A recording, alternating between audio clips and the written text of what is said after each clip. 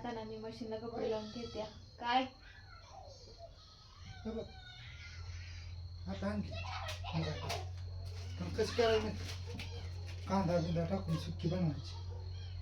टमाटर त्यात मी दिसते का सांगा. ट्रायपॉड तुटलाय माझा. त्यात मी दिसते का सांगा. ओके दिसते का नक्की. पण तोंडावर.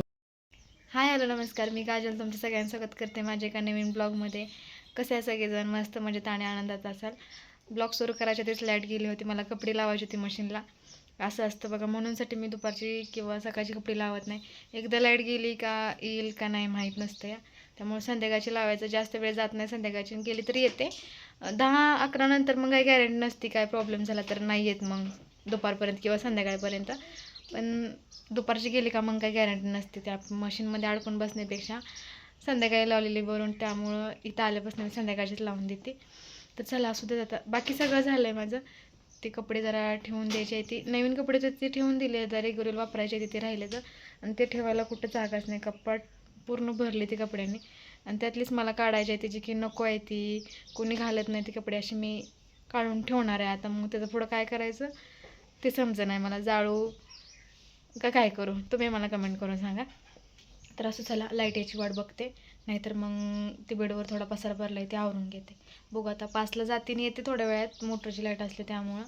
पण अजून तरी नाही आली. 5 वाजून 1-2 मिनटं झाले तरी लाईट नाही आली अजून. तर बघू किती वाजता येते ते. आणि ना बाहेरचं झाडून काढलं ना इतकं भारी वाटतं. मला वाटतं मी 2 दिवस नसेल काढलं.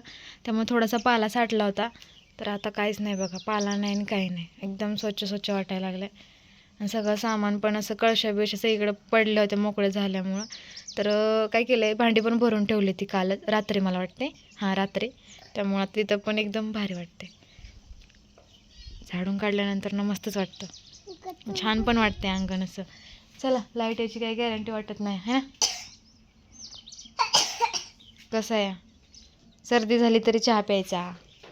गोड खाल्लं का जास्तच होतं. कसे कपडे पडले ती ना बघून विचित्र वाटते. पण आता पर्याय नाही आहे. घर छोटं असलं का असं ॲडजस्ट करावं लागतं. आता वाजले 6. लाईटीची वाट बघता बघता 6 वाजल्या. 5ला लाईट गेली होती करेक्ट. आता 6 वाजून 3 मिनटं झाली. 3 लाईट आली आहे. पण आता येऊन उपयोग नाही. आम्ही आलो आता जळण काढायला इथं. आता घरी गेल्यानंतर कपडे लावणार आहे. जास्त लांब नाही आलो. इथं विहिरीपाशीच आलो आहे. आता ही चढली तर झाडावरती. कारण गार लागते त्यामुळं जाळण पाहिजे चुलीवरती स्वयंपाक करायला. हे चढलं झाडावरती. पुरे आहे त्या घरीच. लय लांब नाही आलो बघा. इथंच आलं. इथं घर इथं रान. हा काय हो का दाखवलं की मग दिसतंय. पण ती सैराट पिक्चर मध्ये नाही का नुसत्या सावल्या काळ्या पडताना दिसत होत्या तसं दिसतंय. अंधार पडलाय ना. ही चिलट बघा.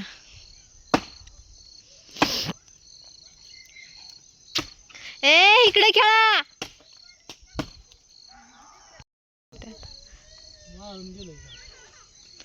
वाळून गेले म्हणूनच त्याला तोडायचं चाललंय ना. अंधार पडायला लागलाय.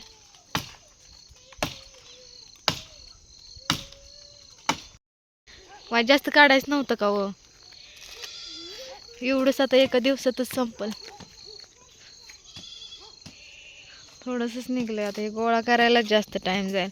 मुंग्या मुंग्या पाल पालीला एवढं भेला कशाला मग पाल टाका. कशाला येते ही बरं पळत. करा गोळा. करा गोळा गपगुमाने. तो पण कर कर. फक्त अडचणी शिरू नको. तर चला आता पहिल्यांदा कपडे लावती लाईट आली तोपर्यंत. कारण लाईटची लय वाट बघितली मी. पाणी बिणी भरून ठेवलंय. सगळ्या गोष्टी करून ठेवल्या त्या. पण लाईटीनं घोळ घातला होता. आधी पाणी पिते आणि मी माझ्या कामाला लागते. कपडे येतात एकदाच लावणार आहे. पांढरे पण कपडे आहेत ती. पण नंतर काढून मी ते सेपरेट लावणार आहे. कारण आता इतका टाइम नाही. आता पाक 6:30 पावणे 7 व्हायला आले त्या. बघता बघता एवढा टायमिंग होऊन गेला आहे. त्यामुळं ही लाईट अशी करते त्यामुळं एवढा उशीर होऊन जातो या. नाही तर रोज या टायमिंगला धुवून होते ती, पण आज 5ला लाईट गेली ती आलीच नाही लवकर. चला आता पटपट घेते पाणी बिणी ओतून ह्याच्यात. आणि आमच्या नळाचा प्रॉब्लेम आहे त्यामुळं पाणी आम्हाला हातानं वतावं लागतंय. आणि हीच मशीन घेऊन मला कधी कधी वाटते की मी चुकी पण केली, कारण होते ताप होतोय थोडासा. हातानं धुतलेलं फायद्याचं पडत होतं. थोडंसं ताप होतोय, थोडासा ताप कमी पण आहे. जे आपण ह्याला जोर लावतो ते नाही लावावं लागत. चला आता मी धुवून घेते आणि नाही मशीनला कपडे लावते आणि स्वयंपाकाला सुरुवात करते. बंद करा. दरी तर दिली आता मी मशीन लावून. दिसत नसल ब्लॅक काज असल्यामुळे नाही दिसत. नाहीच दिसत आहे, मीच दिसते त्याच्यात. लगेच पाणी पण सोडले.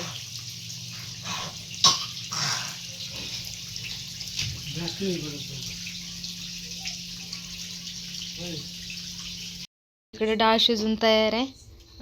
भात घातला इकडे. आता गॅस करते बंद. जेव्हा झालं तोपर्यंत फॉग जमा. आता लसूण सोलून घेते तोपर्यंत कपडे पण सुकून रेडी होतील. राहिलेत फक्त 13 मिनटं.